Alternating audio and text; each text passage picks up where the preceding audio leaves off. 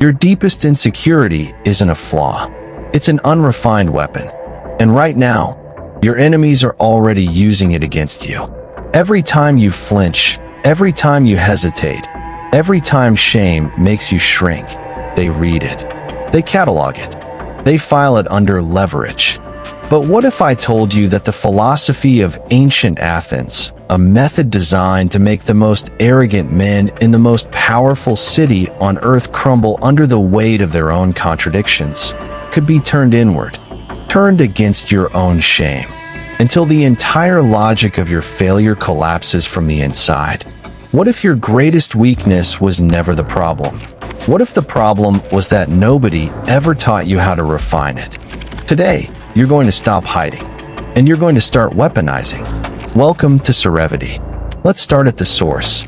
Socrates never claimed to know anything. That wasn't modesty. That was strategy. His power came from asking questions, relentlessly, precisely, until the person in front of him could no longer hold the fiction they'd built about themselves together. The Athenian courts feared him not because he had power, but because he could dissolve the illusion of power in anyone he spoke to. This is Socratic irony. The philosopher pretends ignorance, and in doing so, strips the opponent of the very armor they thought was protecting them. Now, what happens when you turn that weapon inward? Most people, when they encounter an insecurity, do one of two things. They suppress it, or they perform their way around it. The corporate climber who's terrified of being seen as unintelligent, he speaks first in every meeting, loudly, filling the air before anyone else can. The person who fears abandonment, she makes herself indispensable, sometimes to her own detriment. These are not solutions. These are tells. They are exactly how your adversaries identify your pressure points in digital spaces, in boardrooms, in negotiations. In every high-stakes arena you enter, here is the Socratic alternative. You take the insecurity, you drag it into the open, privately, systematically, and you begin interrogating it like Socrates interrogated the sophists of Athens. You ask, is this belief actually true? You ask, what is the evidence for the shame I carry? You ask, if I examine this logically, does the structure of my failure hold up, or does it collapse the moment I stop agreeing with it? And in the modern arena, because this is not ancient Athens, this is Slack threads and LinkedIn politics and Zoom calls where power moves happen in milliseconds, the application of this becomes even more precise. In digital spaces, your insecurities are performed for an audience. Your hesitation before posting, your compulsive over-explanation in emails, your avoidance of certain conversations. Every digital behavior is a data point your competitors read.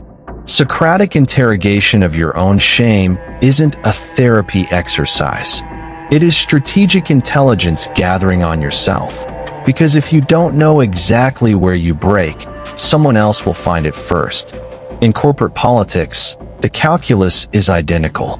The executive who has interrogated his insecurities knows exactly which provocations are designed to destabilize him, and he can choose not to react. That non-reaction is power. That stillness is weaponized weakness. Because the person who tried to wound him just revealed their playbook, and he gave them nothing in return. Knowing this philosophy is one thing, but dominance isn't built in a single revelation. It's built in repetition, in daily discipline, in stripping the emotional charge from each setback. Not once, but every day, as a practice. Let me show you exactly how that works. Marcus Aurelius, the philosopher emperor, did not become one of history's most psychologically resilient leaders because he had an easy life. He led Rome through plague, through war, through the constant performance of power in a world where weakness meant death. And every morning, before the empire demanded anything of him, he engaged in a ritual. He named what was difficult, he examined it without sentiment, and he decided what it meant. Not what his feelings said it meant, what he decided it meant. This is the practice I want you to install, not as a vague intention, but as a precise daily protocol in 3 steps. Step 1. The audit. Every evening or every morning, choose your time. You name the setback of the day, the humiliation in the meeting, the project that failed, the conversation where you felt small. You name it plainly, without decoration.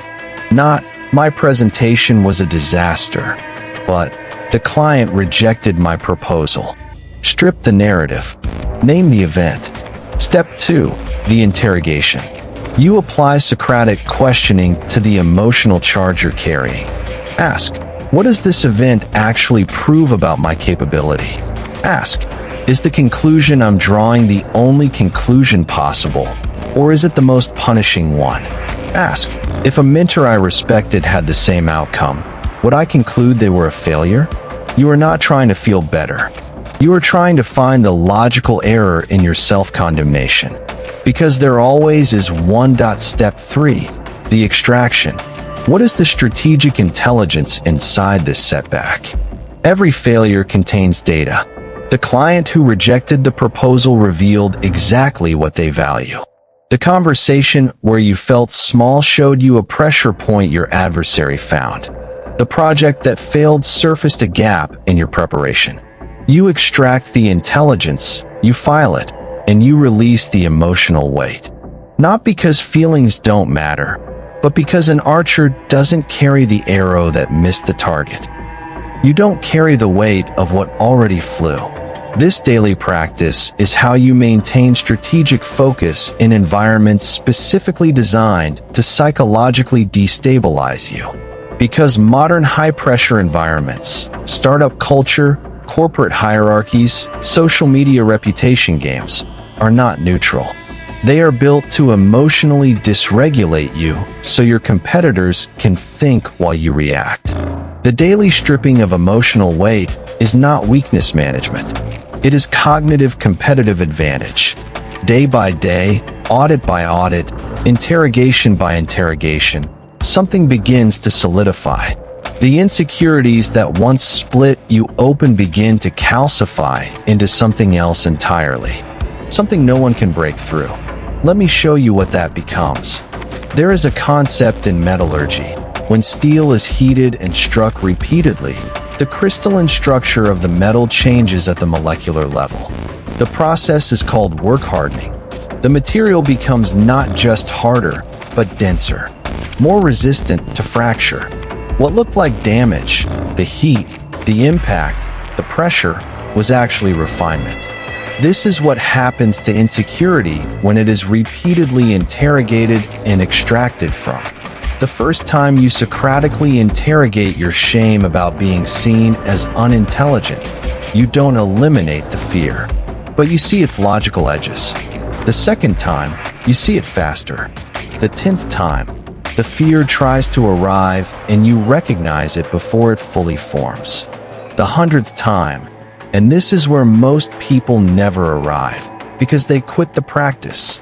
The fear comes, and it no longer destabilizes you. It informs you. You know this terrain. You've mapped every inch of it. And when someone else tries to use it against you, they find they're not opening a wound.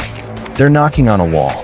This is the permanent armor, and it has specific properties that separate it from ordinary resilience. First, it does not depend on circumstances. Ordinary confidence is situational. It exists when things are going well and evaporates under pressure. Consolidated psychological armor built from interrogated insecurity is circumstance independent. You do not need the project to go well to remain centered. You do not need approval to operate. You do not need the room to respect you to perform at your highest level. The armor is internal. The room is irrelevant. Second, it becomes a diagnostic tool. Because you've spent so much time understanding your own pressure points, you become extraordinarily sensitive to how others use pressure in social and professional dynamics. You can read the room not just for what is being said, but for what is being engineered. The executive who subtly undermines your competence in front of leadership. You see the move. The colleague who frames feedback in ways designed to make you doubt yourself. You see the angle. You do not react. You categorize. And you respond from a position of complete composure, which in itself is an act of dominance. Third, and this is the most counterintuitive property of the armor, it becomes most visible under attack. The person who has not done this work flinches when their weakness is named. The person who has done this work meets the same provocation with stillness. And that stillness communicates something that no posturing, no aggression, no performance of confidence can ever manufacture. You have already been to the darkest part of yourself, and you were not destroyed by what you found there. That is what your adversaries cannot take from you. Not your competence, not your position, not your reputation. The fact that you have already survived yourself. Most people will spend their entire lives managing their weaknesses in the dark, suppressing them, performing around them, hoping no one notices. They will hand the people around them a map to their most vulnerable places and wonder why they keep losing. You now have a different option. Socratic interrogation of your own shame. A daily practice of stripping emotional weight. And the slow, irreversible consolidation of your insecurities into armor that grows denser with every attack it withstands. This is not self-help. This is not affirmations in a mirror. This is ancient philosophical methodology, refined for the psychological warfare of modern life. And it works, not because it makes you feel better, but because it makes you harder to break. If this channel is what you've been looking for, if this is the conversation no one in your life is willing to have with you, then you already know what to do. Subscribe. The algorithm doesn't surface Cerevity to everyone. The fact that you're here means something. Don't leave it to chance that you'll find your way back. Your enemies have already read your weaknesses. The only question is whether you get there first. Start now.